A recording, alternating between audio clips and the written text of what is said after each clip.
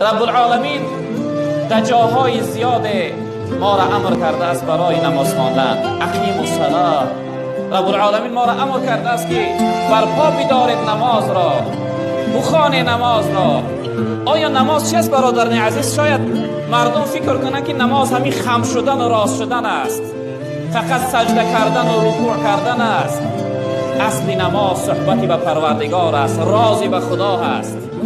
وقتی که شما از زبان مؤذن ها میشنوید که حی علی الصلاة، حی علی الفلاح، معناش این است که بیا به سوی نماز، بیا به سوی نجات، بیا به سوی راز و نیاز به پروردگار.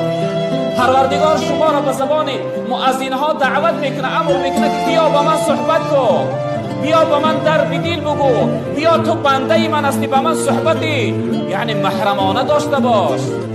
اما انسان بی نماز نمی آید.